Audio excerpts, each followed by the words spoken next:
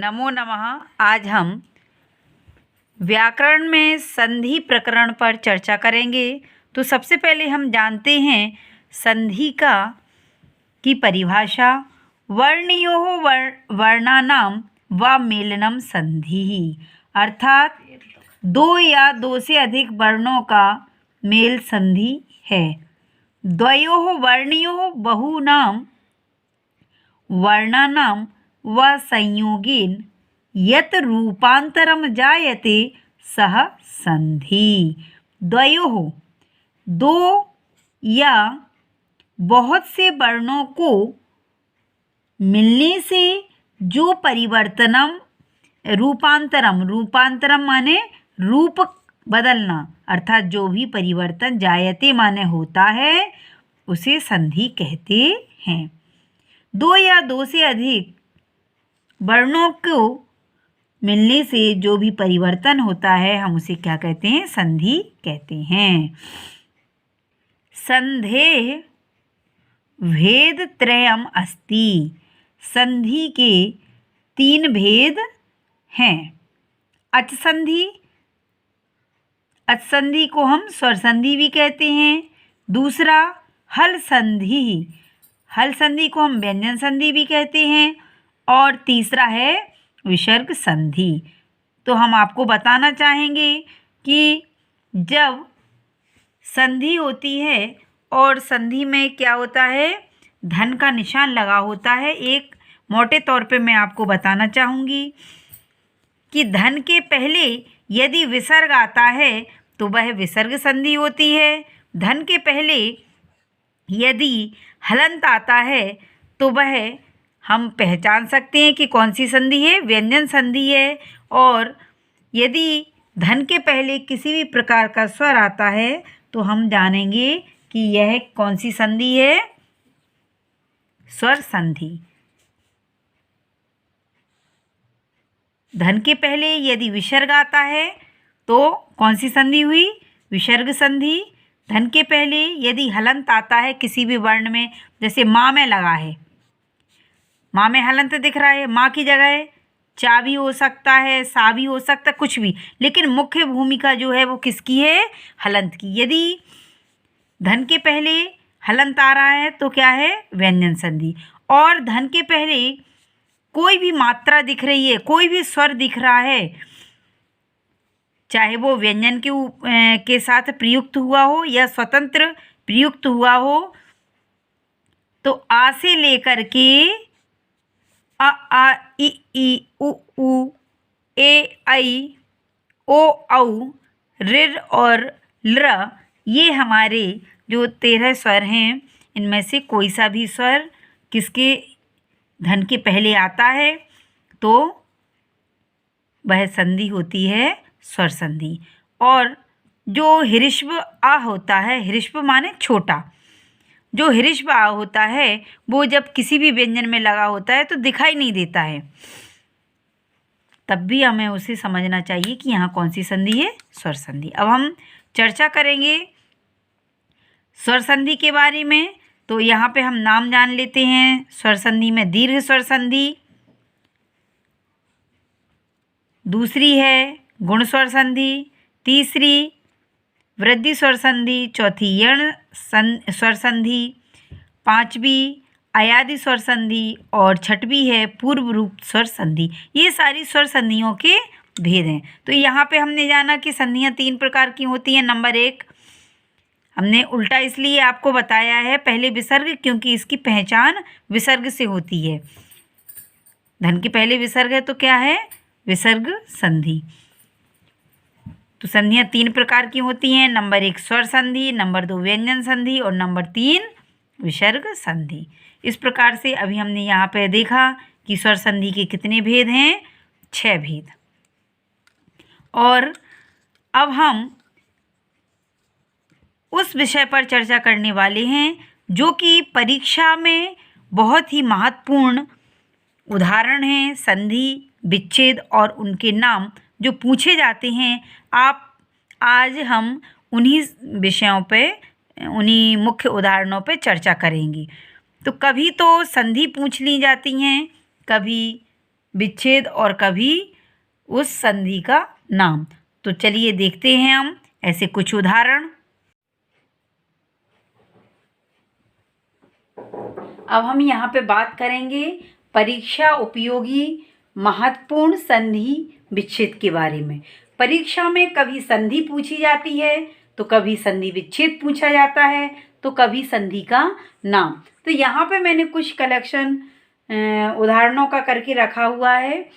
इस संग्रह से हम जान सकेंगे कि कौन सी संधि का क्या विच्छेद होगा और उस संधि का नाम क्या है। तो सबसे पहले हम देखेंगे शब्द जो संधि वाला है। संधि का शब्द देखें, भानुदयः।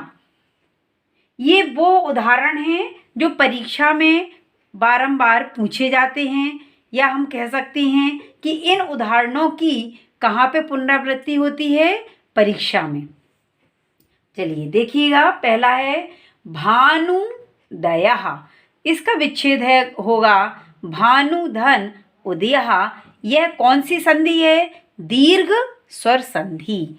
कभी कभी परीक्षा में स्वर लगा हुआ नहीं आता है, तो आप कंफ्यूज मत होइए, क्योंकि ये दीर्घ संधि किस संधि का भेद है? स्वर संधि का भेद है। इसलिए आप लोगों को बहुत अच्छे से ये समझ में आ सके कि ये कौन सी संधि का भेद है, इसलिए यहाँ लिख करके आपको बताया है। तो ये है दीर्घ स्वर संधि। दीर्घ तो है, लेकिन किसका भाग है? स्वर संधि का भाग है, इसलिए यहाँ पे आपको लिख करके बताया। दूसरा उदाहरण है बधूत्सवः।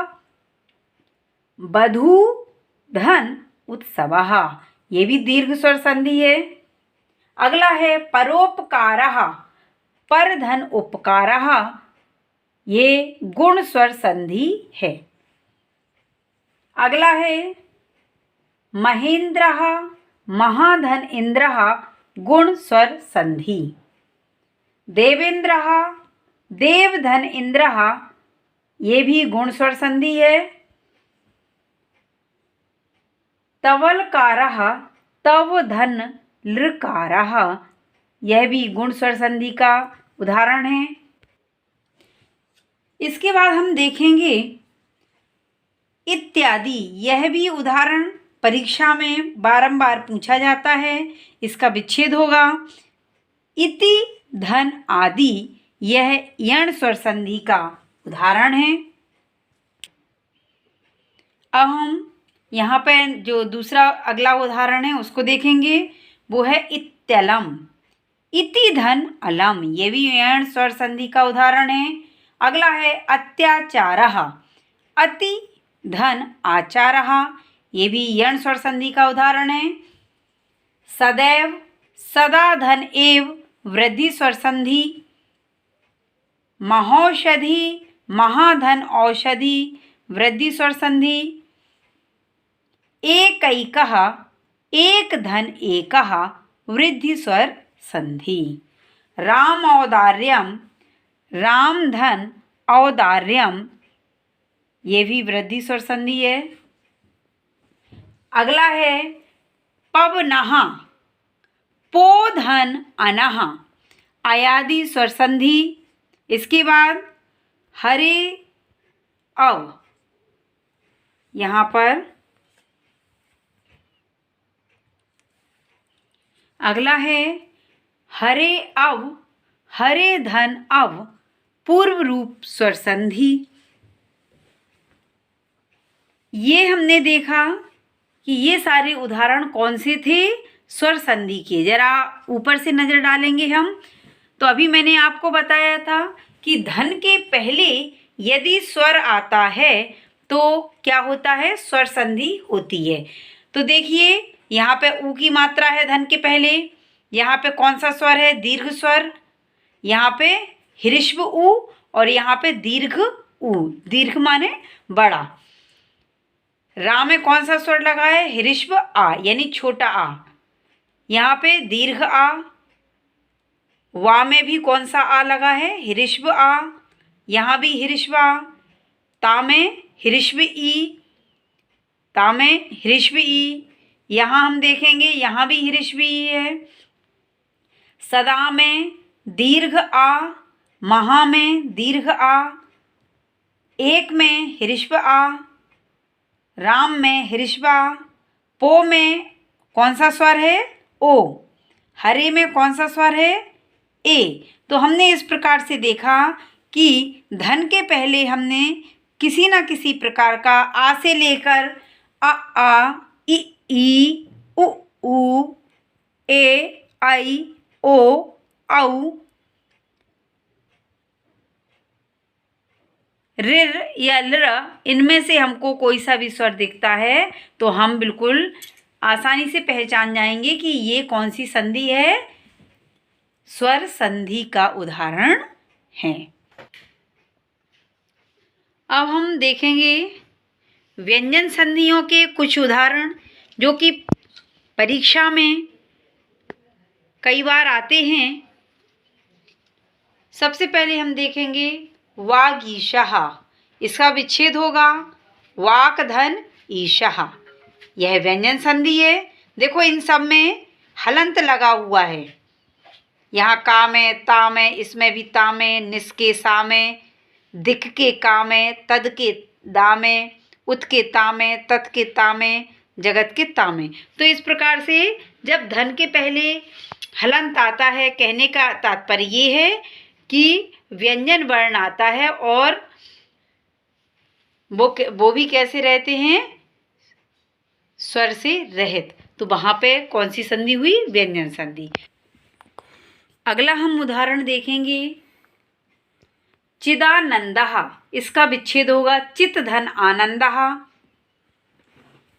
व्यंजन संधि तल्लीनः, तत धन लीनः, व्यंजन संधि निश्चलः, निस धन छलः, व्यंजन संधि दिग्गजः,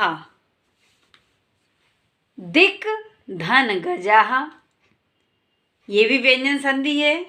तच्छिवः, तद धन शिवः, व्यंजन संधि उच्चारणम, उत धन चारणम, व्यंजन संधि तट्टीका, तत धन टीका, व्यंजन संधि जगदीशः, जगत धन ईशः, व्यंजन संधि। अब हम अगला उदाहरण देखते हैं दिगंबरः, जिसका विच्छेद होगा दिक् धन अंबरः, व्यंजन संधि सदाचारः, सत धन आचारः, व्यंजन संधि। अब हम चर्चा करते हैं कुछ विसर्ग संधियों के उदाहरणों पर जो कि परीक्षा में बार बार आते हैं। तो देखेंगे सबसे पहले मनोहरः, मनः धन हरः, नमस्ते, नमः धन ते, ये भी विसर्ग संधि है। सोअस्ति, सह धन अस्ति, विसर्ग संधि। कोऽपि, कह धन अपि, विसर्ग संधि। अभी हमने देखा कि जो भी व्यंजन संधि थी उनके धन के उनमें क्या था, धन के पहले जो भी वर्ण आया था उसमें हलंत था, अर्थात वो व्यंजन वर्ण लिखे हुए थे। तो कौन सी संधि हुई? व्यंजन संधि। और पहचान करने के लिए हमने सबसे सरल आपको तरीका बताया था, सबसे आसान तरीका कि धन के पहले यदि विसर्ग लगे हैं तो वो कौन सी संधि है? विसर्ग संधि। तो अभी हमने कुछ महत्वपूर्ण उदाहरणों को जाना जो कि परीक्षा में बारंबार आते हैं। अभी हमने केवल 30 उदाहरण देखे हैं, लेकिन हम इन 30 उदाहरणों से 90 प्रश्नों को हल कर सकते हैं, क्योंकि यहाँ पर एक जाई करके हमने लिखा हुआ है, संधि के रूप में भी, विच्छेद के रूप में भी और संधि के नाम के रूप में भी। अब मैं आपको प्रश्न पत्र में आए हुए उदाहरणों को बताऊंगी ताकि आप देख सकेंगे कि परीक्षा में किस प्रकार से प्रश्न आते हैं। देखिए ये प्रश्न पत्र के आपके सामने हैं। तो इस प्रकार से प्रश्न आता है कि उचित विकल्पम चित्वा लिखत, उचित विकल्प चुन करके लिखिए। जैसे पहला दिया हुआ है तद धन शिवः इत्यस्य पदस्य संधि अस्ति। इस पद में संधि है। तो अभी हमने तीनों कॉलमों को देखा और जाना। अब यहाँ पे हम आसानी से देख सकेंगे। तो यहाँ उत्तर क्या होगा इसका? तच्छिवः। इसी प्रकार से दूसरा उदाहरण है, दूसरा प्रश्न है, पवनः इत्यस्य पदस्य संधि विच्छेदः अस्ति। इस पद का संधि विच्छेद होगा, क्या होगा? पोधन अनः। अगला प्रश्न है, विसर्ग संधे उदाहरणम अस्ति। विसर्ग संधि का उदाहरण है। तो इन चारों में से हम कब पहचान पाएंगे? जब हमने इनका अभ्यास किया होगा। तो इसका उदाहरण है मनोहरः। बधूत्सवः इत्यस्मिन् पदे संधि अस्ति। इस पद में संधि है, तो ये है दीर्घ संधि। तो अभी आपने यहाँ पे देखिए, पहले में विच्छेद दिया हुआ है, संधि पूछी है। दूसरे में संधि दी है, विच्छेद पूछा है। तीसरे में उदाहरण दिया है, संधि पूछी है। और चौथे में उदाहरण दिया है लेकिन संधि का नाम पूछा है। एक में नाम, एक में संधि, एक में विच्छेद और एक में क्या पूछा है? संधि पूछी है। इस प्रकार से 4 प्रकार से यह पूछा जाता है। तो यहाँ आपको मेरी बात अच्छे से समझ में आ गई होगी कि यदि हम तालिका में दिए गए उदाहरणों को पढ़ेंगे, जानेंगे, देखेंगे और अच्छे से समझेंगे तो हमारे सभी प्रकार के प्रश्न हल हो सकेंगे। धन्यवाद।